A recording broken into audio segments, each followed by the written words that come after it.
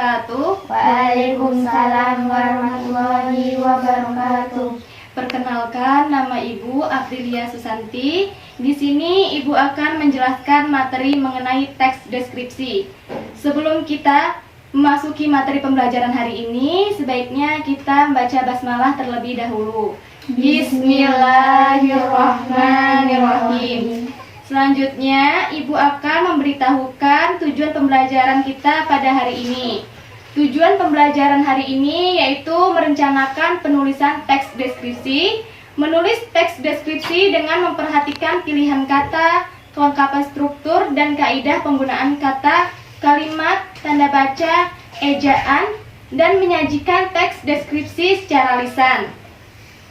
Baiklah, sekarang kita akan memasuki pembahasan pada pertemuan kita kali ini. Di sini ada yang tahu apa itu teks deskripsi? Enggak.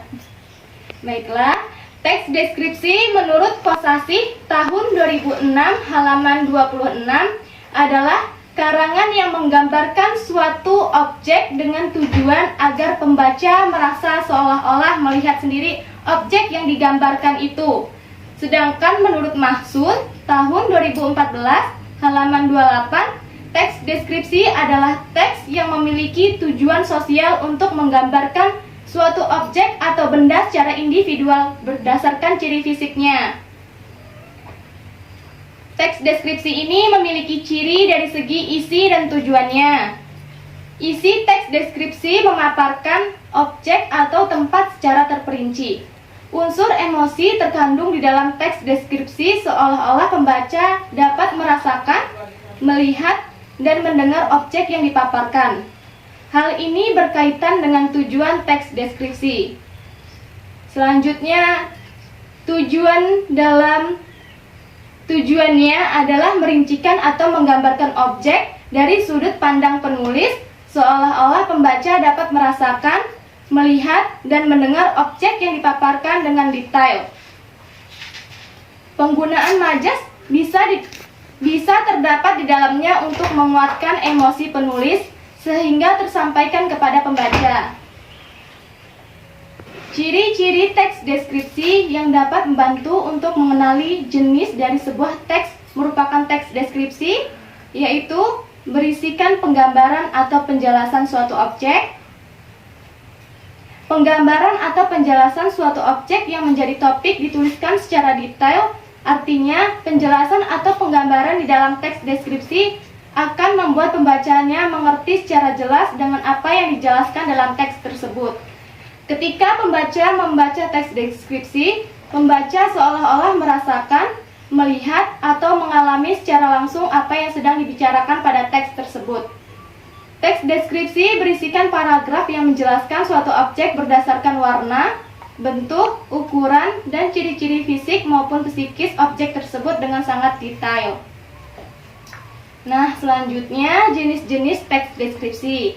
Yang pertama, ada teks paragraf deskripsi subjektif, yaitu suatu paragraf deskripsi yang dalam penggambaran objeknya berdasarkan atas kesan yang dimiliki oleh penulis teks tersebut.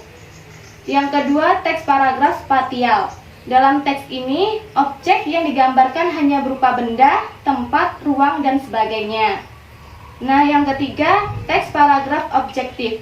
Dalam teks ini, penggambaran objek digambarkan apa adanya berdasarkan keadaan objek yang sebenarnya tanpa menambah opini dari penulis itu sendiri. Nah, di sini Ibu akan memberikan contoh teks deskripsi tentang rumah. Judulnya Rumah Mungilku yang Baru. Sudah seminggu kami pindah ke rumah baru. Rumahku adalah rumah mungil yang berada persis di depan taman. Rumah itu hanya mempunyai luas 36 meter persegi dan luas tanah 60 meter persegi. Tidak luas dan tidak juga kecil buatku. Kami memiliki taman kecil di teras depan yang dipenuhi dengan tanaman di pot warna-warni. Setiap tanaman tumbuh subur. Ada tanaman bunga dan buah. Bahkan tanaman cabai sudah berbuah banyak. Bagian dalam rumahku pun tidak luas. Rumahku terdiri atas satu ruang tamu, 2 kamar tidur, ruang makan, dapur, dan 1 kamar mandi. Di ruang tamu hanya berisi karpet sebagai alas duduk dan rak buku yang terpasang di dinding. Agar suasananya harum, ada pewangi semprot otomatis yang terpasang di dinding. Lantai keramik berwarna putih membuat rumah mungil ini tampak luas. Itulah rumah mungilku yang baru. Meski rumah ini baru, tetapi kenangan yang ada di rumah ini masih tetap sama. Disinilah tempatku dan keluargaku akan hidup bahagia bersama. Nah, di sini juga ada penjelasan strukturnya. Dari judul kita dapat menebak bahwa teks akan menjelaskan mengenai rumah baru dari penulis. Nah, selanjutnya identifikasi atau gambaran umum. Paragraf pertama dari teks menjelaskan mengenai gambaran umum dari rumah penulis, mulai dari lokasi rumah hingga detail luas rumah. Deskripsi bagian. Penjelasan rinci mengenai rumah baru dari penulis dijelaskan pada paragraf 2 dan 3. Penulis menuliskan deskripsi detail sesuai dengan suasana rumah, seperti teras depan yang dipenuhi dengan tanaman di pot warna-warni. Ruang tamu berisi karpet sebagai alas duduk dan rak buku yang terpasang di dinding, dan sebagainya. Nah, yang terakhir yaitu kesimpulan atau kesan. Di paragraf terakhir atau keempat, penulis memberikan kesan bahwa ia sangat menyukai rumah barunya yang mungil namun tetap hangat dengan kenangan bersama keluarganya.